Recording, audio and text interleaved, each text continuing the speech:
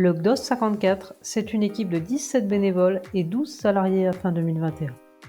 Sur l'année 2021, 2 départs de salariés, Jérôme Angreff en janvier et Alain Blond en septembre. Et de 2 alternants à la fin de leur formation, Kevin Lagusa au service administratif et Manon Armand au service communication. Les arrivées sur l'année, depuis le mois d'octobre, le GDOS a le plaisir de compter dans ses équipes Adélaïde Vestel, chargée de développement sport-santé, et Elliot Vega, ambassadeur du dispositif Pass Sport, ainsi que 2 alternants, Jeanne Durut, pour la préparation d'un BTS communication, et Kylian Leduc, bachelor chef de projet digital. 8 volontaires service civique ont été accueillis au sein du CDOS en 2021. 3 volontaires sont encore en cours de mission à ce jour. Le GDOS 54 développe de nouvelles entités pour aider les acteurs associatifs. Des structures novatrices, telles qu'une société coopérative d'intérêt collectif, nommée Lawrence Sport Service, qui permet de mutualiser et d'exploiter la logistique sur le département.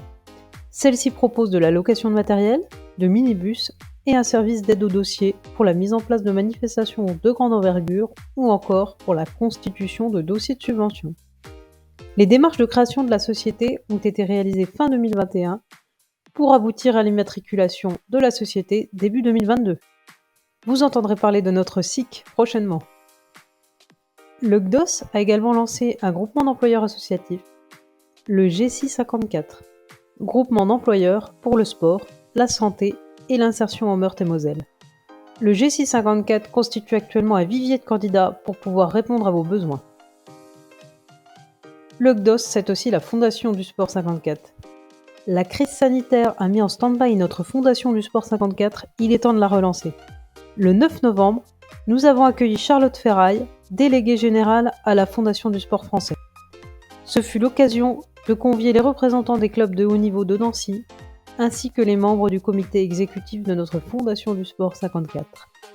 Cette entrevue relance la préparation de plusieurs collectes de fonds pour soutenir des sportifs de haut niveau et aider au développement d'actions pour les années à venir. Le Passeport, c'est un nouveau dispositif mis en place par l'État et qui prendra fin le 28 février 2022. Le bilan provisoire au 30 novembre 2021 est de 198 clubs bénéficiaires, 8240 jeunes bénéficiaires pour un montant de 412 000 €. Le Pass Jeune 54. Pour la saison 2020-2021, nous avons saisi 635 dossiers, 3740 notifications, ce qui représente 278 491 €. Pour la saison 2019-2020, nous avions saisi 804 dossiers, 5066 notifications pour un montant de 378 943,16 €. Pour cette année, la situation provisoire au 20 janvier est de 326 dossiers saisis pour 2250 notifications, 166 422 €. La saison 2021-2022 prendra fin le 28 février 2022. Logiciel Basicompta. 7 sessions de formation ont été réalisées en visioconférence le soir et une session de formation a été réalisée en présentiel l'après-midi. 58 personnes ont été formées, ce qui représente 45 structures. En tout, au 31 décembre 2021, nous comptons 81 adhérents, dont 29 nouveaux adhérents en 2021 grâce à l'offre promotionnelle gratuité de la formation et de l'adhésion la première année. Les nouveautés 2022, une nouvelle version Basicompta sera disponible dès février ou mars. En 2021, de multiples associations, clubs, comités, OMS, dont 26 nouvelles, nous ont fait confiance pour les accompagner sur le dispositif de service civique. L'année 2021 en chiffres, c'est 71 contrats signés contre 46 l'an dernier, 66 missions d'intermédiation et 5 en interne, 15 disciplines sportives différentes dont le football qui représente 40% des missions, plus de 100 jeunes accompagnés sur l'année civile et 13 clubs ruraux qui ont pu bénéficier d'une mission à coût zéro, dont 11 dans le cadre de l'appel à projets financé par la région et l'État. Notre objectif 2022 est de renforcer l'équipe pour permettre de proposer 100 contrats, dont 12 minimum en milieu rural. S'agissant du bilan 2021 du pôle citoyenneté, il y a eu tout d'abord le challenge départemental sport sans violence et fair play. Pour cette année, il y a eu 8 candidatures, 2 nominations. René Cordier, éducateur sportif de boxe anglaise. 2e nomination, récompense, Colline Closure, une athlète du cyclisme. Le 20 octobre dernier, un tournage vidéo a été réalisé au sein du club de l'ALTCK de Toul à destination de Anaë Drigé, vainqueur de l'édition 2018-2019. 9 décembre dernier, organisation des Iris du sport au CNOSF et récompense des KLM Cheers, vainqueur de l'édition 2019-2020 dans le 54. S'agissant de la commission sport sans violence, le GDOS 54 a pour l'année 2021 continué à réaliser des réunions avec les acteurs institutionnels en vue de l'élaboration d'un plan départemental de lutte contre les violences sportives. Par ailleurs, a été mis en place une enquête intitulée Éthique sportive 2021 avec 649 réponses dont 430 exploitables. Par ailleurs, a été mis en place un nécessaire de la citoyenneté dans le sport. C'est un kit, un support qui regroupe l'ensemble des dispositifs développés par le pôle citoyenneté ainsi que leurs prix correspondants. Enfin, le GDOS 54 a participé et a animé le 16 décembre dernier la conférence régionale du sport et notamment le groupe sur la lutte contre les violences et discriminations dans le champ du sport. Concernant le jeu concours Place au match, il a été suspendu pour l'édition 2020-2021 en raison de la crise sanitaire. Le dispositif a été relancé en septembre dernier pour la nouvelle saison 2021-2022. Le dispositif est étendu au club de haut niveau à l'image du Grand Nancy Aquatic Club. Par ailleurs, il a vu quelques nouveautés puisqu'il y a des attributions de places de match pour les bénévoles sportifs qui s'inscrivent au dispositif.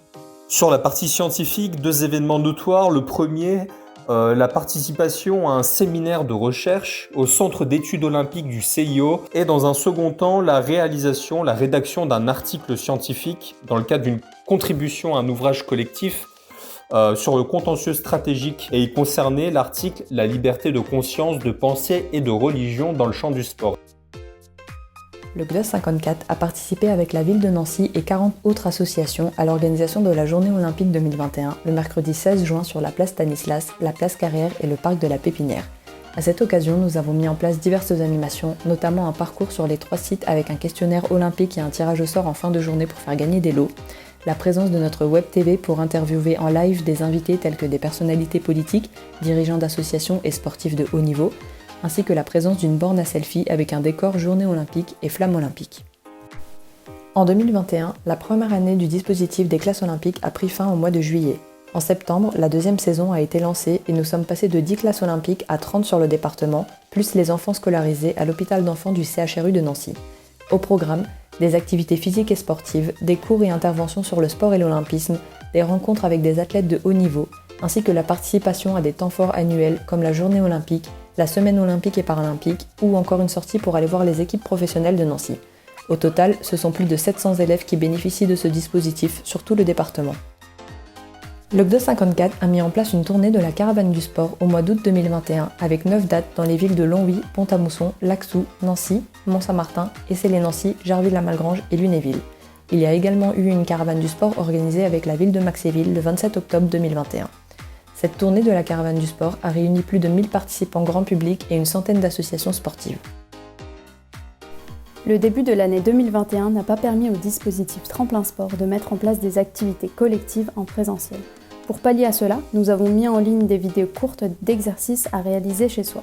La Minute Bien-être par Michel, professeur de yoga sur Tremplin Sport. Dès que possible, nous avons remis en place des créneaux d'activités uniquement en extérieur avec un nombre limité de participants de mars à juin 2021. Cela nous a permis de proposer 6 semaines d'activités physiques et sportives qui ont représenté un total de 50 heures de sport et il y a eu 145 participations cumulées. En août 2021, nous avons renouvelé nos traditionnels mercredis de la PEP. Il y a eu 4 journées d'animés par 3 éducateurs sportifs pour un total de 32 participants. De septembre à décembre 2021, nous avons repris le programme Tremplin Sport en gymnase avec 15 créneaux proposés à la semaine et nous avons eu un total de 95 personnes orientées par 53 travailleurs sociaux. L'action Objectif Sport a dû faire face à la crise sanitaire qui a énormément ralenti son fonctionnement sur l'année 2021. Nous avons tout de même réussi à maintenir 22 créneaux d'activité physique et sportive sur 3 territoires différents, Terre de Lorraine, le Lunévillois et Longwy. Ceci a représenté au total 32 personnes orientées et 99 participations cumulées. Au cours de l'année 2021, nous nous sommes associés à la Banque alimentaire de Meurthe-et-Moselle afin de solliciter le mouvement sportif dans une action de solidarité auprès des plus démunis. Nous avons sollicité les clubs du département dans une collecte alimentaire et de produits d'hygiène afin d'aider la banque alimentaire dans les manques qu'ils peuvent avoir. Au total, ce sont plus de 500 kg de dons qui ont été récoltés sur la collecte de mai ainsi que celle de décembre 2021. Malgré le contexte dégradé et la difficulté de faire le lien avec les clubs qui sont la cible principale du projet, nous avons quand même réussi à mettre en place des sessions de formation d'initiation à la prévention et à la médiation des comportements addictifs dans le mouvement sportif pour les volontaires en service civique, des actions de ramassage de mégots comme outil de prévention dans les clubs lors du mois sans tabac et de la journée mondiale sans tabac, des vidéos de formation et de discussion sur la thématique tabac et sport. Enfin, mon recrutement comme chargé de développement sport santé a été réalisé afin de dynamiser la réalisation opérationnelle des actions sur le terrain pour les clubs et les collectivités. La formation jeunes bénévoles UNSS est relancée sur l'année 2021-2022 avec une refonte complète du site permettant la formation e-learning, la rédaction et le développement de nouveaux cours et l'ajout des nouveaux inscrits pour cette nouvelle année scolaire. Le travail de construction du projet avec le CHRU Nancy en 2021 a permis l'aboutissement du projet complet à travers une budgétisation, une modélisation d'un plan de site, la création d'un modèle économique et la planification de la réalisation des travaux. Ceux-ci ont d'ailleurs démarré en juillet 2021 grâce à l'engagement financier du CHRU pour permettre une ouverture début 2024 du projet. Une nouvelle stratégie de communication a aussi été mise en place, l'entité est désormais nommée .co. L'étape démarrée depuis plusieurs mois et qui continue aujourd'hui est la recherche de financement multipartenarial à travers les collectivités locales, l'ARS et le FEDER. La continuité de la crise sanitaire n'a pas permis la réalisation d'activités en structure ou à l'extérieur pour les personnes les plus fragiles, notamment les seniors. Nous avons relancé les liens avec les différents CLS pour connaître les structures amenées à lancer des projets d'activité physique adaptés dès que possible. Nous avons participé fin septembre à la semaine des seniors de Haïcourt, où nous avons pu mettre en place une conférence sur les bienfaits des APS pour les seniors, des créneaux d'APS et d'APA pour les seniors sur le parc de Lambany, un parcours olympique avec distribution de podomètres pour valoriser les bienfaits du mouvement. Nos actions sur l'événement ont bien fonctionné et seront reconduites sur d'autres événements à destination des seniors.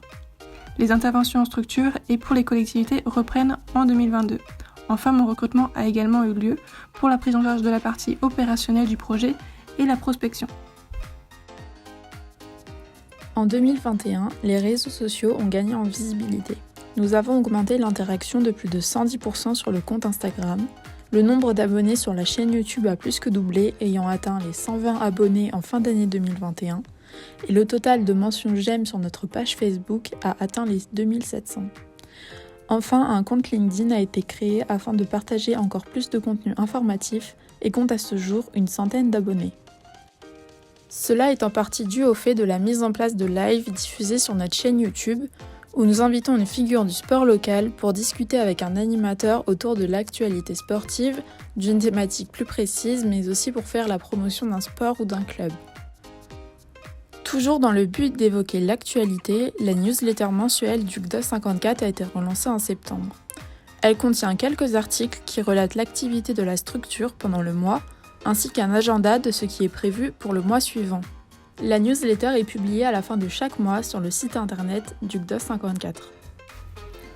Un travail conjoint avec le conseil départemental a permis la définition d'une stratégie globale. La Meurthe-et-Moselle s'enflamme pour les Jeux. Le GDOS 54 a du coup participé à la réalisation vidéo et la prospection d'images pour réaliser un support vidéo sur lequel s'appuie la future campagne autour de la dynamique Terre de Jeux Paris 2024. Un premier teaser est d'ores et déjà disponible sur notre chaîne YouTube et la vidéo complète sortira courant mai 2022.